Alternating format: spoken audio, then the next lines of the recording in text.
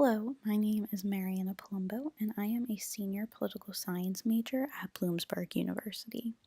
Today I'm going to be discussing the Inter-American Commission of Women and also their participation in global governance.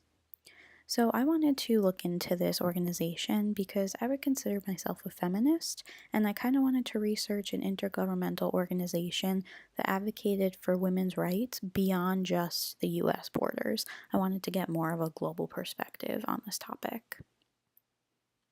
So, a bit of a background on the Inter-American Commission of Women. As I've noted, it can be abbreviated as the CIM, so I will be using the CIM to refer to this agency. So, it was established in 1928, and it was actually the first intergovernmental organization that was founded explicitly to promote women's rights. And then in 1948, it became a specialized intergovernmental agency of the Organization of American States, or the OAS. So the mission of the CIM, they strive to promote 5 main goals. So as I've noted, these are women's full political citizenship for democracy and governance, the full realization of women's human rights, responding to women's security issues, women's economic citizenship, and also the institutionalization of a gender and rights approach in the missions of the OAS. So, in order to accomplish these goals, the CIM focuses on a coordinated effort that would be with international and regional organizations, community groups, and also academic professionals. So, the CIM is an agency of the Organization of American States, and they divide their goals into 4 main pillars, these being democracy, human rights, security, and development. So, by using these 4 pillars kind of as lenses, we can break down how the Inter American Commission of Women participates in effective global governance. So, starting with the first pillar, democracy. In terms of democracy, the CIM focuses on 3 basic areas, and these would be promotion and effective application of parity and quotas, focusing on violence and harassment against women in politics, and also promoting women's participation and leadership in politics. So, in regard to this last goal, the CIM in 2010 to 2012 was able to accomplish the capacity development for women's leadership and incidence in public policies for gender equality project. So this was seeking to advance the volume of professionals in both government and non-governmental sectors to promote gender equality in dialogue, negotiations, and also policy formation. So this project was supported by the international IDEA, UN Women, and also the Mexican government, just to name a few. And as I said, this project was able to successfully run for a little over 2 years. So I think this is a great example of how the CIM strives to act in global governance. So moving on to the second pillar, human rights. Protecting women's human rights has been at the forefront of the CIM's mission since its establishment in 1928. So they have 3 goals.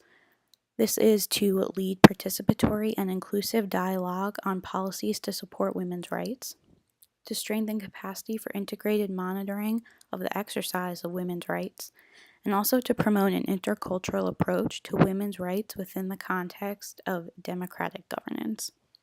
So, the CIM is a partner of the Empower Initiative, and this is the International Models Project on Women's Rights. So, this initiative tries to pursue the establishment of a global and collaborative research database, really just on women's issues. So, Empower, it hopes to provide guidance on what regions really need legal reforms to advance women's rights and also just to empower women. The third pillar, security. So, while security for citizens is important for all citizens, women experience violence, trafficking, and other security issues differently than men do.